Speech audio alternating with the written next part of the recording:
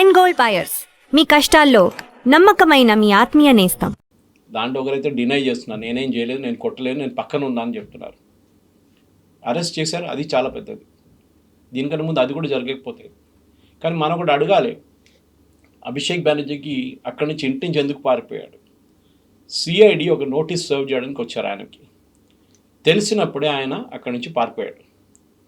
సరే, మీకు Z security ఉన్నప్పుడు మీరు ఇన్ఫామ్ చేయాల్సి వస్తుంది పోలీస్కి మీ మూమెంట్ గురించి. ఇన్ఫామ్ చేయలేదు. తోడు హెల్మెట్ తీసుకెళ్లారు వాళ్ళ సెక్యూరిటీ వాళ్ళు. అంటే ముందే యాంటిసిపేట్ చేసుకున్నారు. ఇది cricket helmet, not a normal helmet. First కార్లు వచ్చారు, కార్ నుంచి కార్ తీసుకెళ్ళలేకపోతున్నారు రిటర్న్ అని చెప్పి తెలిసినప్పుడు వాళ్ళ కార్యకర్త ఎవరో చనిపోయారు. ఒక ఆయన ఇంటికి వచ్చారు, ఆయన సుందర్పూర్లో. సో కార్యకర్త ఇంటికి వచ్చి వాళ్ళ అమ్మగారిని కలిసారు, మాట్లాడారు, అంతా అయిపోయింది. బయటకు వచ్చినప్పుడు ఈ దాడి జరిగింది. కల్కటాలో, వెస్ట్ బెంగాల్లో ప్రతి చోట ఇప్పుడు టీఎంసీ వాళ్ళు కనిపిస్తే చోర్ చోర్ అని చెప్పి వాళ్ళు వెంట పడతారు. మీరు చూసుంటారు వీడియోల్లో, దొంగ దొంగ అని చెప్పేసి. అంత కోపం ఉంది. దాని ఫౌంటైన్ హెడ్ అందరికైనా పైన మమతా బెనర్జీ కన్నా పవర్ఫుల్ ఉన్న మనిషి అభిషేక్ బెనర్జీ. న్యాచురల్లీ ఆయన మీద కోపం చూపిస్తారు. మీకు తెలుసు, ఆయనకి 18 ప్రాపర్టీస్ ఉన్నాయి కల్కటాలో, ఆయన పేరు మీదే. 18 ప్రాపర్టీస్. ఆయనకు ఉద్యోగం లేదు, ఏం లేదు, ఒక ఎంపీ అంతే. ఎక్కడి నుంచి వచ్చిన డబ్బులు? దానికి ఆల్రెడీ నోటీస్ సర్వ్ చేశారు. అది కాకుండా ఇల్లీగల్ కట్ మనీ కలెక్షన్లో నంబర్ 1 కింగ్ ఈయనకే వస్తుండే డబ్బులన్నీ. ఆ డబ్బులు ఎక్కడ ఉందని చెప్పి ఇప్పుడు సిఐడి నోటీస్ ఇష్యూ చేయడానికి వెళ్తే అక్కడి నుంచి ఇంటి నుంచి మాయమైపోయింది. ఇక్కడ కనిపించింది సురేంద్రపూర్లో. అక్కడ వాళ్ళు కొట్టారు. నిజమే, మీరు అడిగిన ప్రశ్నకి క్వశ్చన్ ఎస్. గవర్నమెంట్ ఏం చేస్తుంది? గవర్నమెంట్ కేసు రిజిస్టర్ చేశారు, 6గురిని అరెస్ట్ చేశారు. దాంట్లో 5 మంది బీజేపీ వాళ్ళు అంటున్నారు, మహిళలు, అది కూడా మహిళల్ని కూడా అరెస్ట్ చేశారు. దాంట్లో తప్పలేదు, చేయాల్సిందే.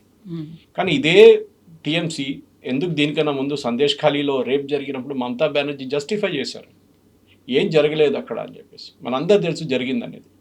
అది కూడా మాస్ రేప్, రిపీటెడ్ రేప్స్. మహిళల్ని హోటల్లో తీసుకొచ్చి రేప్ చేయడం అనేది చాలా కామన్ అయిపోయింది అక్కడ బీజేపీ వర్కర్స్. ఇప్పుడు the shoes on the other foot అంటారు ఇంగ్లీష్లో. ఇప్పుడు మారిపోయింది. ఇప్పుడు ద ట్రాక్స్ ఆఫ్ చేంజ్. ఇప్పుడు పోలీసు వాళ్ళు బీజేపీ వైపు నుంచి పనిచేస్తున్నారు, అరెస్ట్ చేస్తున్నారు, తీసుకెళ్తున్నారు. వీరు ప్రతి దానికి కేసు ఇస్తున్నారు. మీ చెప్పినట్లు నేను ఎప్పుడో చెప్పాను, ఇది ఎలక్షన్ రిజల్ట్ వచ్చే రోజు దాని నెక్స్ట్ డే కూడా చెప్పాను.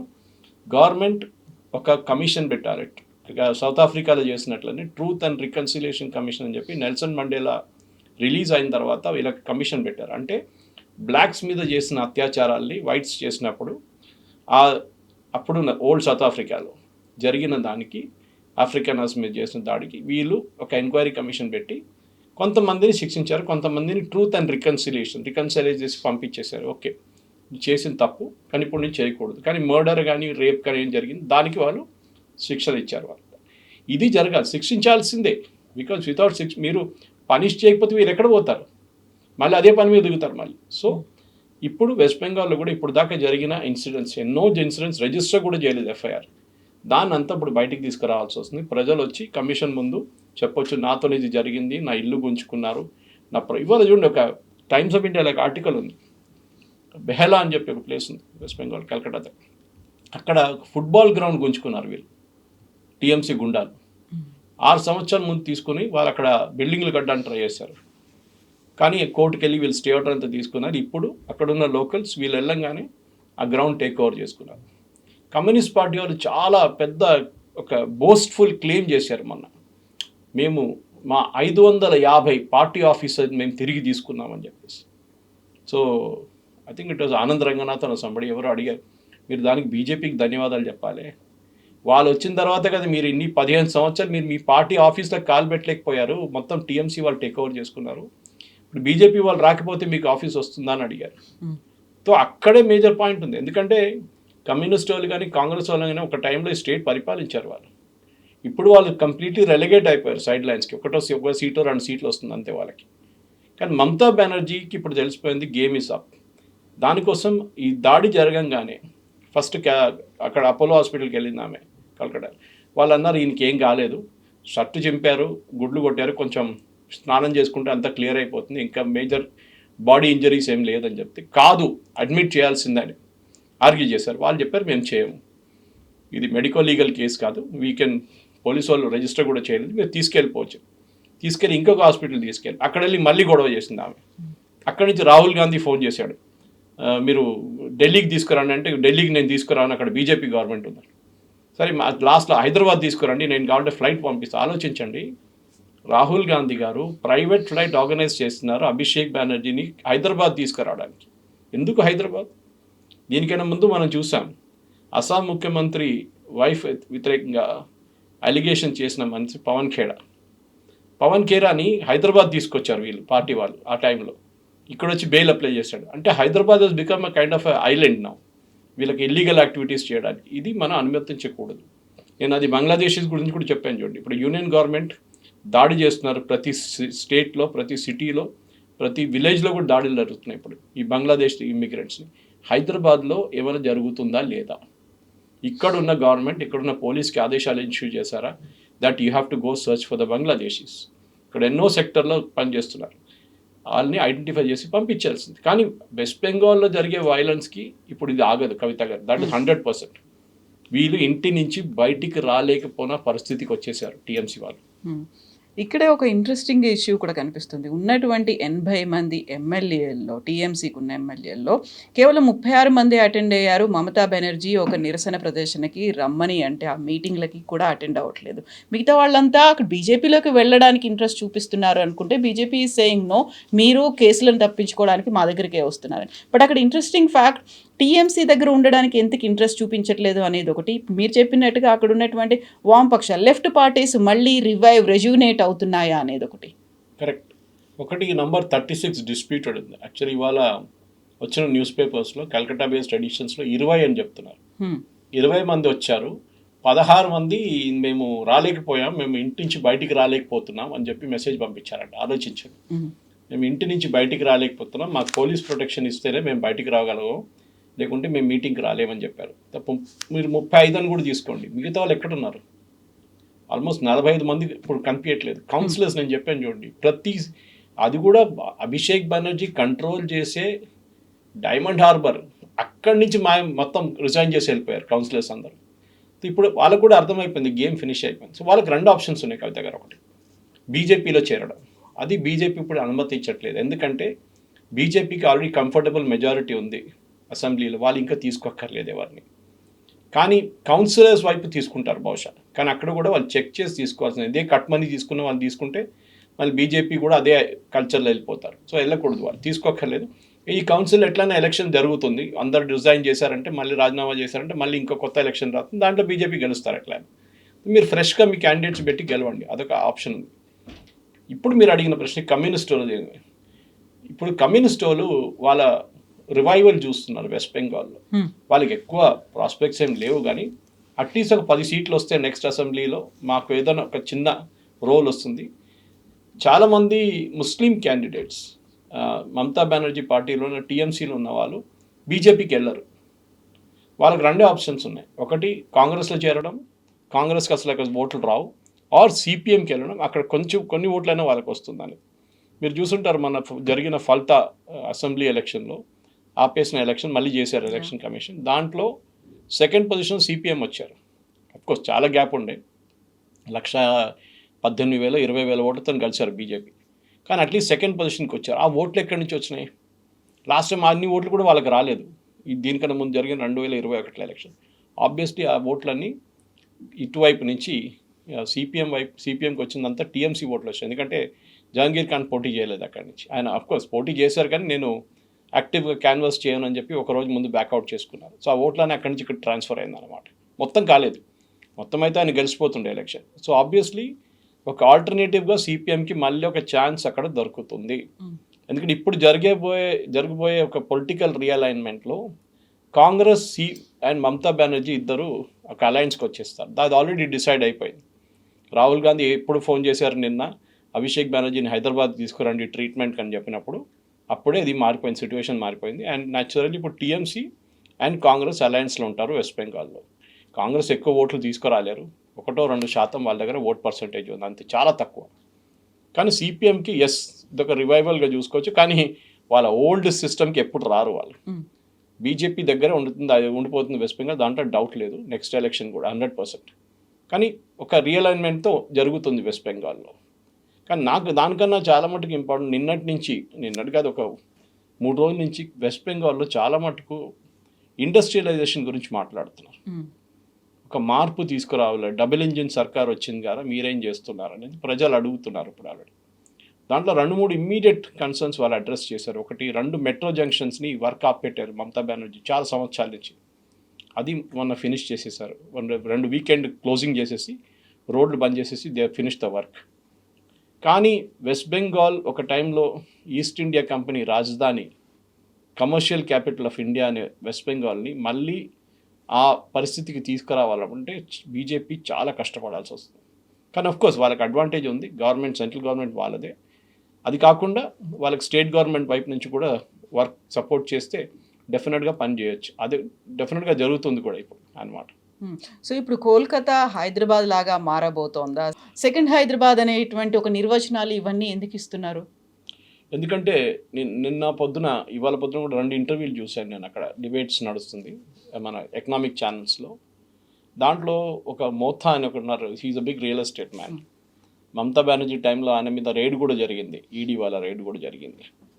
సో ఆయన ఏమంటున్నారంటే కల్కట్టాని మళ్ళీ పాత ఒక సిస్టమ్ తీసుకురావాలంటే హైదరాబాద్ ఎట్లా ఉన్నారో ఒక 10 సంవత్సరాల ముందు, 10-15 సంవత్సరాల ముందు హైదరాబాద్ పరిస్థితి ఎట్లా ఉంటే అదే పరిస్థితిలో వెస్ట్ బెంగాల్ ఇప్పుడు ఉన్నారు.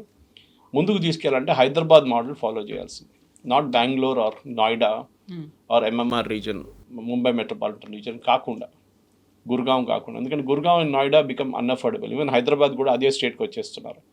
మీరు 200 కోట్లకు ఒక ఏకర్ కొంటే ఇట్ బి అన్అఫోర్డబుల్. మిడిల్ క్లాస్కి ఎప్పుడు రాలేరు. హైదరాబాద్ అన్నిటికంటే పెద్ద ఒక ట్యాగ్ లైన్ ఏముండంటే మిడిల్ క్లాస్. బెంగళూరుది ఏముండే రిటైర్డ్ పీపుల్ హ్యావ్ ఉండే, అది పోయింది. ఇక్కడ కూడా పోతుంది. ఇక్కడ ₹1 కోటి 2 కోట్ల కంటే తక్కువ ఏం దొరకట్లేదు. సో మిడిల్ క్లాస్కి, లోవర్ మిడిల్ క్లాస్కి అసలు ఏం కొనలేరు వాళ్ళు. They will become rental city అన్నమాట. సో కల్కట్టాది ఒక పరిస్థితి ఏంటంటే అక్కడ ఐరానికలీ ఇండియాస్ ఫస్ట్ మెట్రో కల్కట్టాలో ఉంది. కానీ కల్కట్టా ముందుకెళ్ళలేదు అక్కడి నుంచి. మెట్రో ట్రైన్ ఫస్ట్ వచ్చిన తర్వాత మనం ఢిల్లీ చూస్తున్నాం, బెంగళూరు చూస్తున్నాం, చెన్నై చూస్తున్నాం, హైదరాబాద్ చూస్తున్నాం. వీళ్ళందరూ ఎక్స్పాండ్ చేసుకుంటూ వెళ్ళిపోయారు, కల్కట్టా అక్కడే ఉండిపోయింది. ఎందుకంటే మమతా బెనర్జీ కానీ దానికన్నా ముందు బుద్ధదేవ్ భట్టాచార్య, దానికన్నా ముందు జ్యోతి బసు, వీళ్ళకి అసలు ఇంట్రెస్ట్ లేకుండా డెవలప్మెంట్ అనేది లేదు. ఫస్ట్ మేజర్ డిసడ్వాంటేజ్ ఏముండే అంటే వెస్ట్ బెంగాల్లో, అది వీళ్ళు పాజిటివ్గా కూడా తీసుకోవచ్చు కవిత. వీళ్ళు ల్యాండ్ అగ్రిగేట్ చేశారు, పంచిపెట్టారు ఫార్మర్స్కి. అదే అందరు అడుగుతారు, నక్సల్ బారీ అనే ఒక విలేజ్ ఉన్నది వెస్ట్ బెంగాల్లో, అక్కడి నుంచి మొదలైంది ఈ మూమెంట్, చారు సాన్యాల్ వీళ్ళందరూ. అది నక్సలిజం వెస్ట్ బెంగాల్లో ఎందుకు లేదు, అది తెలంగాణకి ఎందుకు వెళ్ళింది అంటే ఉమ్మడి ఆంధ్రప్రదేశ్లో, తెలంగాణలో, ఛత్తీస్గఢ్లో, మహారాష్ట్రలో, జార్ఖండ్, బీహార్లో ఇక్కడికి ఎందుకు వెళ్ళింది, why not Calcutta, why not Kerala అని అడిగారు. ఈ 2 స్టేట్స్లో ల్యాండ్ రిఫార్మ్స్ తీసుకొచ్చారు. అంటే అక్కడున్న రైతులకి 1/2 ఏకర్ 1 ఏకర్ ల్యాండ్ పంచిపెట్టారు, డివైడ్ చేశారు ల్యాండ్ సీలింగ్ యాక్ట్కి వెళ్ళి. ఐడియా మంచిదే, concept wise it is great. కానీ ఒక 1/2 ఏకర్లో పండించి ప్రాఫిటబుల్ చేయడానికి ఏ రైతుకు కాదు. మినిమం ఒక 5 ఏకర్లు ఉండాలి, అప్పుడే దానికి ఒక ప్రాఫిటబిలిటీ వస్తుంది. కానీ 5 ఏకర్లు మీరు ఉంచుకోలేరు, because then you become a bourgeois. Okay, మీరు జమీందార్ అయిపోతున్నారు అప్పుడు. సో ఇదే 5 ఏకర్లు 1/2 ఏకర్ 1 ఏకర్గా ఉంచుకున్నారు. అది అక్కడ పెద్ద డిసడ్వాంటేజ్ అయిపోయింది. అక్కడున్న రైతులు ఏం చేశారంటే ఇది లీజ్కి ఇచ్చేశారు, ఇది పెద్ద రైతులకి. వాళ్ళు ఇక్కడ 1/2 ఏకర్, అక్కడ 1 ఏకర్, అక్కడ 2 ఏకర్స్ కలుపుకొని ఒక 100 ఏకర్లలో వాళ్ళు పంట పండించుకున్నారు. కానీ వాళ్ళు they are not the owners of the land. So వాళ్ళు ఎప్పుడు పెట్టుబడి పెట్టలేదు దాంట్లో. మీరు పంజాబ్ కానీ హర్యానా మోడల్ చూస్తే, ఈవెన్ చాలా మటుకు ఆంధ్ర మోడల్ చూస్తే మెకనైజేషన్ తీసుకొచ్చారు, ట్రాక్టర్ వాడడం యూజ్ చేశారు, టిల్లర్లు యూజ్ చేశారు, హార్వెస్టర్స్ యూజ్ చేశారు. ఎందుకంటే వాళ్ళ ల్యాండ్ వాళ్ళది. సో వాళ్ళు దాని మీద పెట్టుబడి పెట్టడానికి రెడీగా ఉన్నారు. వేరస్ మీరు లీజ్లో తీసుకున్నప్పుడు మీకు ఇంట్రెస్ట్ ఉండదు. మన దగ్గర తెలంగాణలో కూడా ఈ ప్రాబ్లం ఉంది, లీజ్డ్ ఫార్మింగ్ చాలా మటుకు అదే ప్రాబ్లం ఉంది. ఈవెన్ ఏదైనా ఇన్సూరెన్స్ ఇస్తే కూడా ఆ ఒరిజినల్ ల్యాండ్ ఓనర్కి ఈయనకు రాదు, రైతుకు రాదు అన్నమాట. ఎనీవే అది సపరేట్ స్టోరీ. బట్ బెంగాల్ ఇది జరిగింది. బెంగాల్లో డెవలప్మెంట్ కూడా అదే ప్రాబ్లం వచ్చింది, ఒక యాంటీ ఇండస్ట్రీ యాటిట్యూడ్. అది మీకు ఈవెన్ కేరళలో కనిపిస్తుంది. ఇండస్ట్రీ రాకూడదు, ఇండస్ట్రీని రానియకూడదు, యూనియన్లు మొత్తం అక్కడ తందానాలు ఆడుకున్నారు వాళ్ళు వెస్ట్ బెంగాల్లో. ఆ పరిస్థితిలో అక్కడున్న ఇండస్ట్రీస్ అందరూ పారిపోయారు. ఒక టైంలో డన్లప్ కానీ, ఐటీసీ కానీ, టాటా కానీ, బిర్లాస్ కానీ, హిందూజాస్ వీళ్ళందరూ ఉన్న పెద్ద ఏం చెప్తారు ఒక ఇండస్ట్రియల్ క్యాపిటల్ ఉండే వెస్ట్ బెంగాల్. బట్ 1960s నుంచే వెస్ట్ బెంగాల్ డౌన్ఫాల్ స్టార్ట్ అయింది. అంటే కమ్యూనిస్ట్ వాళ్ళు 77లో వచ్చారు. దానికన్నా ముందు ఉన్న కాంగ్రెస్ హయాం నుంచి ఇదంతా స్టార్ట్ అయింది, యూనియన్. దాంట్లో ఒక్కటి మమతా బెనర్జీని మెచ్చుకోవాలి. లాస్ట్ 15 సంవత్సరాల్లో అక్కడ బంద్లు కానీ యూనియన్లు కానీ ఆమె బంద్ చేసి పడేసింది. బట్ ఇండస్ట్రియలైజేషన్ ఆమె చేయలేదు. ఇదొక్కటే చేస్తే కాదు కదా. ఇప్పుడు మీరు సాల్ట్ లేక్ తీసుకోవచ్చు, మోడల్ టౌన్ తీసుకోవచ్చు. చాలా మటుకు ఏరియాస్లో ఐటీ పార్క్స్ హైదరాబాద్ కన్నా ముందు వచ్చింది, కానీ డెవలప్ కాలేదు. ఎందుకంటే మీరు ల్యాండ్ పార్సల్స్ కావాలి. నేను చెప్పాను చూడండి, 200 ఏకర్లు 100 ఏకర్లు కావాలి కంపెనీ, కొంతమందికి 50 ఏకర్లు కావాలి. మన దగ్గర అమెజాన్ చూడండి ఎంత పెద్ద ఫెసిలిటీ సెటప్ చేసుకున్నారు. మైక్రోసాఫ్ట్కి ల్యాండ్ ఇచ్చారు, ఇన్ఫోసిస్కి ఇనిషియల్ స్టేజ్లో చంద్రబాబు నాయుడు ఫ్రీ ఇచ్చారు అందరికి ల్యాండ్. ఒకసారి వాళ్ళు వచ్చినప్పుడు మిగతా వాళ్ళు వచ్చినప్పుడు ల్యాండ్ రేట్ పెంచేశారు. అప్పుడు ఆక్షనింగ్ మొదలు పెట్టారు. వాళ్ళు తీసుకున్నారు ల్యాండ్, ఆక్షన్ చేసిన ల్యాండ్ వాళ్ళు తీసుకున్నారు ఆ టైం. ఇది ఇప్పుడు జరగాల్సింది. కల్కటాలో అన్నిటికంటే పెద్ద ప్రాబ్లం ఏంటంటే హౌసింగ్. లాస్ట్ ఇయర్ కల్కటాలో అమ్మింది 15 లక్షల ఇల్లులు అంతే, 15 lakh హౌసెస్. అదే టైంలో మీరు ముంబై మెట్రోపాలిటన్ రీజన్ చూస్తే 1,20,000 ఇల్లు అమ్మారు. Hyderabad was around 50-55. సో మీరు అది ఒక ఇండికేషన్ అనమాట. ఎందుకు ఇల్లు ఎవరు కొంటారు? అక్కడున్న ప్రజలు కొంటారు, లేకుంటే బయట నుంచి వచ్చిన వాళ్ళు కొంటారు. మన హైదరాబాద్లో లార్జ్ నెంబర్ ఆఫ్ ఇల్లు ఇప్పుడు కూడా కొంటున్నారు బయట నుంచి వచ్చిన వాళ్ళు. ఎందుకంటే వాళ్ళు బాంబేలో, ఢిల్లీలో అఫోర్డ్ చేయలేకపోతున్నారు.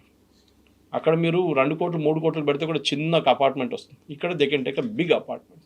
సో వాళ్ళు ఇక్కడ వచ్చి సెటిల్ అయిపోతుంది. ఇనిషియల్ బెంగళూరుది కూడా ఇదే ఉండే, కానీ దాని తర్వాత బెంగళూరు అవుట్ ఆఫ్ రేంజ్ వెళ్ళిపోయింది, అఫోర్డబిలిటీ లేకుండా. సో కల్కటాలో ఇప్పుడు అందరూ ఏమంటున్నారంటే, ఒకటి ఇండస్ట్రియలైజేషన్ రావాల్సింది. అంటే వెస్ట్ బెంగాల్, కల్కటా అని చెప్పలేదు. అన్నిటికంటే పెద్ద అడ్వాంటేజ్ ఏంటంటే కల్కటాలో ల్యాండ్ ఉంది అవుట్ సైడ్ కల్కటా, కానీ దాన్ని ఎక్స్ప్లాయిట్ చేయలేకపోతున్నారు. ఈ ల్యాండ్ సీలింగ్ యాక్ట్ ఫస్ట్ తీసేయాలి వస్తుంది. సో ఈ సువేందు అధికారి గవర్నమెంట్ ఫస్ట్ ఛాలెంజ్ అది ఉంది. రెండవది ఇండస్ట్రియలిస్ట్ని మళ్ళీ తీసుకురావడం. వాళ్ళు అంత ఈజీగా రారు. ఒకసారి మా దాంట్లో మలయాళంలో అంటారు, వేడి నీళ్ళు పడిన పిల్లి చల్లనీళ్ళు చూస్తే భయపడుతుందంట. ఆ సంగతి ఇది. వాళ్ళకి భయం ఉంటుంది, రేపు వస్తాం మళ్ళీ 10 సంవత్సరాల తర్వాత మమతా బెనర్జీ వస్తే మళ్ళీ మా సంగతి ఏమవుతుందని భయం ఉంది వాళ్ళకి. కంటిన్యూటీ ఆఫ్ పాలసీ ఉండాలి. అది మన దగ్గర తెలంగాణలో మెచ్చుకోవాలి. అది ముందు చంద్రబాబు నాయుడు గారు ఉన్నారు, దాని తర్వాత రాజశేఖర రెడ్డి గారు వచ్చారు, దాని తర్వాత కేసీఆర్ గారు వచ్చారు, ఇప్పుడు రేవంత్ రెడ్డి గారు వచ్చారు. అన్నిట్లో అఫ్కోర్స్ రోసయ్య గారు, కిరణ్ కుమార్ రెడ్డి గారు షార్ట్ బెంచెస్ ఉండేవి, కానీ ఎవ్వరు పాలసీ మార్చలేదు. ఓకే, అక్కడక్కడ ఫార్మా సిటీని ఫ్యూచర్ సిటీ చేశారు అదంతా, కానీ అవుటర్ రింగ్ రోడ్ లాంటి ప్రాజెక్ట్స్ కానీ ఈ ఐటీ సెక్టర్ డెవలప్మెంట్ ఎవ్వరు ఆపలేదు. It was a continuous policy. A government అయినా, ఏ ఇండస్ట్రియలైజ్ అయినా, ఏ కంపెనీ వాళ్ళైనా పెట్టుబడి పెడుతున్నప్పుడు అదే చూస్తున్నారు. ఈ హైదరాబాద్ చూడండి, ఇవాళ కూడా 2 GCCలు సెటప్ అయినాయి. గ్లోబల్ కేపబిలిటీ సెంటర్స్ అనేది చాలా ఇంపార్టెంట్. వాళ్ళు ఎప్పుడు వస్తారు? వాళ్ళకి ఒక కాన్ఫిడెన్స్ ఉంది. ఒకటి ల్యాండ్, క్లీన్ ల్యాండ్ టైటిల్స్, భూమి కావాలి వాళ్ళకి. స్టేట్ గవర్నమెంట్ సైడ్ నుంచి సపోర్ట్ కావాలి. ఏంటి? ఇన్ఫ్రాస్ట్రక్చర్. అంటే మా ఆఫీస్ పక్క నుంచి రోడ్ ఉండాలి, ఒక మెట్రో ఎక్స్టెన్షన్ ఉండాలి, ఏదైనా అట్లాంటి ట్రాన్స్పోర్టేషన్ ఉంటే వాళ్ళు వస్తారు. కల్కటాలో ఇది లేదు, అది చేయాల్సింది. కానీ ఒక ఛాన్స్ ఏంటంటే, ఒకటి ఈ కొత్త గవర్నమెంట్కి రాగానే వాళ్ళు అఫ్కోర్స్ సెంట్రల్ గవర్నమెంట్ దగ్గర నుంచి సహాయం తీసుకొని ఫస్ట్ ప్రాజెక్ట్ ఇప్పుడు అమూల్ది ప్రాజెక్ట్ సెటప్ చేస్తారు. ఓకే, కొత్త ప్రాజెక్ట్ అమూల్ది just outside Calcutta setup చేస్తారు. అది ఫస్ట్ ప్రాజెక్ట్ అనమాట. ఇక్కడి నుంచి ముందుకు వెళ్ళాలంటే GCCs తీసుకురావాల్సి వస్తుంది, గ్లోబల్ కేపబిలిటీస్. అక్కడ కాగ్నిసెంట్ ఉంది, TCS ఉన్నారు, అందరూ ఉన్నారు. ఎప్పుడో వాళ్ళు ఆపరేషన్ స్టార్ట్ చేశారు కల్కటాలో, కానీ ఎక్స్పాండ్ చేయలేదు. హైదరాబాద్లో ముందు మైక్రోసాఫ్ట్ వచ్చినప్పుడు ఆ పెద్ద క్యాంపస్ వాళ్ళది ఉండే, చాలా పెద్ద క్యాంపస్ అది. ఇప్పుడు దాని పక్కన ఒక బిల్డింగ్లో ఫినిక్స్ వాళ్ళది, దాంట్లో వాళ్ళు 2 ఫ్లోర్లు తీసుకున్నారు, 1,00,000 స్క్వేర్ ఫీట్. అప్పుడు ఆలోచింటే ఎక్స్పాన్షన్ కోసం చాలా ఇంపార్టెంట్. అంటే మీ దగ్గర ముందు 4,000-5,000 ఎంప్లాయీస్ ఉంటే మళ్ళీ మీరు 2,000 ఎంప్లాయీస్ని యాడ్ చేస్తున్నారు. ఆ 2,000 ఎంప్లాయీస్ ఇక్కడ ఉన్నప్పుడు రెంట్లో ఉంటారు, తర్వాత ఇల్లు తీసుకుంటారు, తర్వాత వారు కార్లు కొనుక్కుంటారు, వాళ్ళ పిల్లల్ని స్కూల్లో అడ్మిషన్ ఇప్పిస్తారు. ఇదంతా ఒక కంటిన్యూస్ ప్రాసెస్ అనమాట. దానికోసం మన దగ్గర సిద్దిపేట కానీ కరీంనగర్లో సెటప్ చేసిన ఐటీ పార్కులు దానికోసం ఫెయిల్ అయింది. ఎందుకంటే అక్కడికి ఎవరు వెళ్ళరు. అట్లీస్ట్ సోషల్ స్ట్రక్చర్ చూసేటవాళ్ళు, వాళ్ళ క్లోజ్ ఫ్యామిలీ ఫ్రెండ్స్ కానివ్వండి, సినిమా థియేటర్కి వెళ్ళడం కానీ, పెద్ద మాల్స్కి వెళ్ళడం కానీ, ఇదంతా ఉంటుంది, ఈటింగ్ అవుట్ ఉంటుంది. కల్కటాలో culture wise they very strong. I think India's intellectual capital అంటారు. ఒక టైంలో ఒక సేయింగ్ ఉండే, what Bengal thinks today, India thinks tomorrow అని. అది పోయింది ఇప్పుడు. దాన్ని తీసుకురావాలంటే చాలా మటుకు ఒక గోల్డెన్ ఏజ్, ఒక ఛాన్స్ ఉంది. అండ్ ఐ థింక్ సువేందు అధికారికి అన్నింటికే పెద్ద ఒక ఆపర్చునిటీ ఇది. కానీ యాజ్ ఇంగ్లీష్లో అంటారు, you have hit the ground running. మీకు టైం లేదు, మీ హనీమూన్ పీరియడ్ 6 నెలలు ఉంటుంది, దాని తర్వాత క్వశ్చన్స్ వస్తుంది. 6 నెలల లోపలనే మీరు ప్రాజెక్ట్స్ లాంచ్ చేయాల్సి వస్తుంది. మీ ఫ్రీబీస్ని పక్కన పెట్టండి, అది ఎట్లయినా నడుస్తుంటుంది. కానీ ఇండస్ట్రియలైజేషన్, ఎందుకంటే Calcutta like Kerala old age హోమ్లా మారిపోయింది. మీరు అక్కడ ఉన్న మ్యాక్సిమం ఇళ్ళని సర్వే చేయండి, కలకత్తాలో చుట్టుపక్కల ఉన్న ఏరియాస్లో అంతా అందరు ముసలోళ్ళు ఉంటారు, husband and wife, old people. పిల్లలు వెళ్ళిపోయారు బయటికి, మిగతా సిటీస్కి వెళ్ళిపోయారు, అబ్రాడ్కి వెళ్ళిపోయారు, వాళ్ళు అక్కడ లేరు. వాళ్ళని రిటర్న్ తీసుకురావాలి. రెండవది, ఒక టైంలో బెంగాలీ వర్కర్ని ఎక్స్పోర్ట్, నాకు ఇప్పుడు కూడా గుర్తు, నేను వైజాగ్లో 1988లో పనిచేస్తున్నప్పుడు I was working on hotel project there. అప్పుడు శ్రీపురం జంక్షన్లో హెచ్ఎస్బిసిది ఒక కాల్ సెంటర్ ఉండే, 1988 హెచ్ఎస్బిసి కాల్ సెంటర్. అప్పుడు హైదరాబాద్ కూడా అంత డెవలప్మెంట్ జరగలేదు. అప్పుడు వాళ్ళు అంత పనిచేసే ఆల్మోస్ట్ 80% మంది బెంగాల్ నుంచి ఎగ్జిక్యూటివ్స్, అంటే వాళ్ళ అమ్మాయిలు అబ్బాయిలు అక్కడి నుంచి వచ్చారు. They were exporting high quality people ఆ టైంలో, 80s, late early 90s also. ఇప్పుడు అది మారిపోయింది.